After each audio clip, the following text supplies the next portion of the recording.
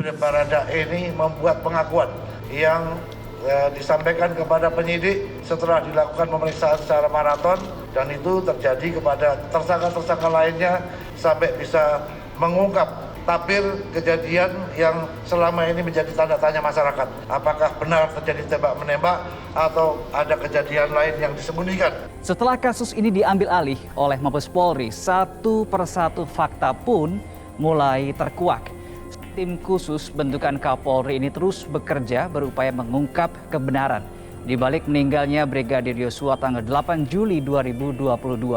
Seperti kronologi kejadian terbaru versi Baradae Eliezer hingga munculnya Putri Sambo ke publik. Kita akan lihat pemirsa datanya satu persatu. Yang pertama saya ingin mengajak Anda untuk melihat bagaimana kronologi kasus meninggalnya Brigadir Yosua versi Baradae Eliezer yang terbaru, yang ini dinilai mematahkan kronologi awal yang disampaikan oleh Karopenmas Divhumas Polri Brigjen Pol Ramadhan pada tanggal 11 Juli 2022.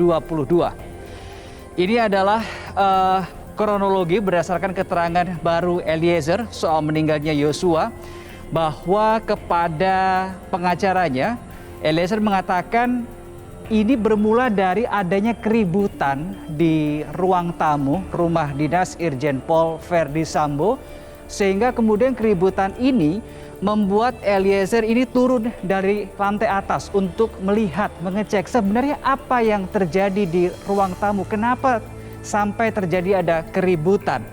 Nah, belum sampai di lantai 1 pemirsa, Eliezer ini baru sampai di tangga begitu, ia sudah melihat Verdi Sambo ini memegang pistol, dan di dekatnya ada jenazah dari Brigadir Yosua yang saat itu dikatakan ini sudah meninggal dunia posisinya.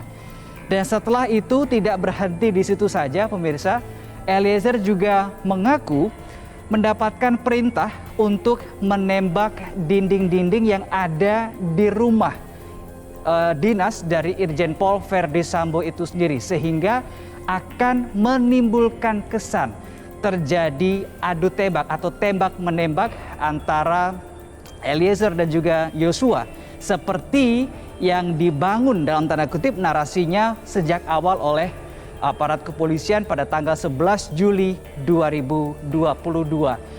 Sebetulnya kalau kita melihat kronologis awal ini, selain Baradae Eliezer, ada satu orang lagi yang bisa dikatakan sebagai saksi kunci untuk bisa mengungkap kebenaran dalam meninggalnya Brigadir Yosua. Tidak lain adalah istri dari Verdi Sambo sendiri, yaitu Putri Chandrawati. Kita akan melihat keterangan atau pernyataan dari Komnas HAM yang menilai berapa atau seberapa penting statement yang akan disampaikan oleh Putri Chandrawati, istri Verdi Sambo. Berikut ini. Kalau misalnya berminggu-minggu belum juga, kami sudah usulkan sekarang supaya digunakan juga second opinion dari psikologi klinis yang lain. Benarkah dia masih sulit untuk diminta keterangan dengan PTSD-nya itu misalnya, ya kan? Second opinion bisa menguji apa yang sekarang dikatakan oleh psikolog yang menangani dia. Tapi kita harus hormati itu. Baradae Eliezer sudah menyampaikan keterangan terbarunya kepada penyidik, begitu ya, tim khusus bentukan Kapolri. Sekarang berarti tinggal menunggu apa yang keterangan yang akan disampaikan oleh sang istri dari Verdi Sambo, yaitu PC atau Putri Chandrawati.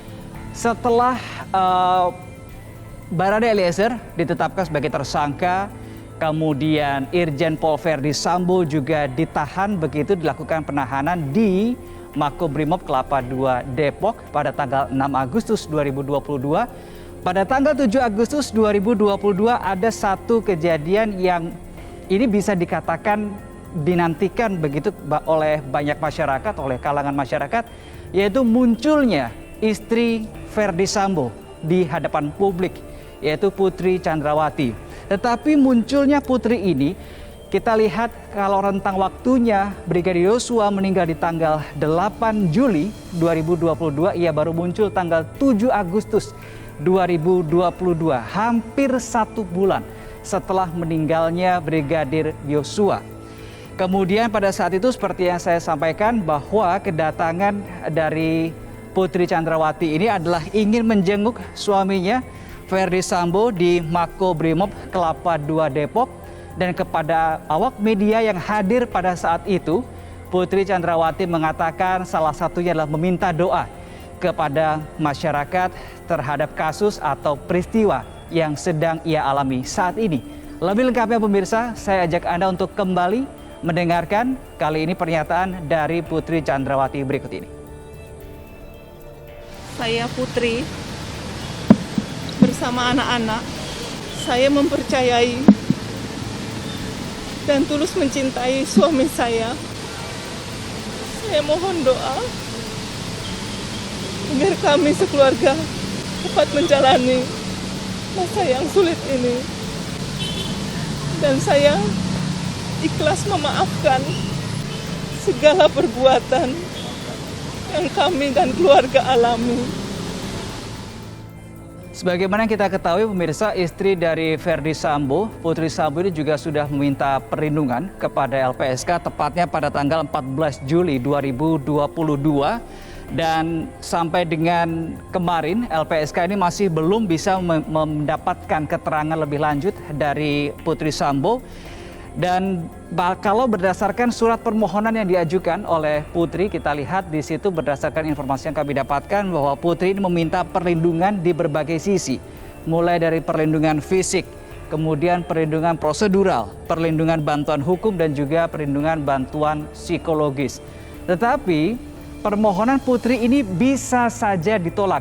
Bisa saja ditolak. Kenapa? Karena LPSK punya aturan, punya regulasi sendiri kalau 30 hari setelah pengajuan pemohon ini tidak segera bisa dimintai keterangan oleh LPSK, maka permohonan itu bisa ditolak. Baradae ini membuat pengakuan yang disampaikan kepada penyidik setelah dilakukan pemeriksaan secara maraton, dan itu terjadi kepada tersangka-tersangka lainnya sampai bisa mengungkap tabir kejadian yang selama ini menjadi tanda tanya masyarakat. Apakah benar terjadi tembak-menembak atau ada kejadian lain yang disembunyikan dari laporan yang dilakukan. Selama proses penyidikan yang dilakukan, Barreskrim Polri telah menetapkan 4 orang tersangka. Yang pertama, Barada RE. Yang kedua, Bribka RR. Yang ketiga, tersangka KM. Yang terakhir, Irjen Pol FS.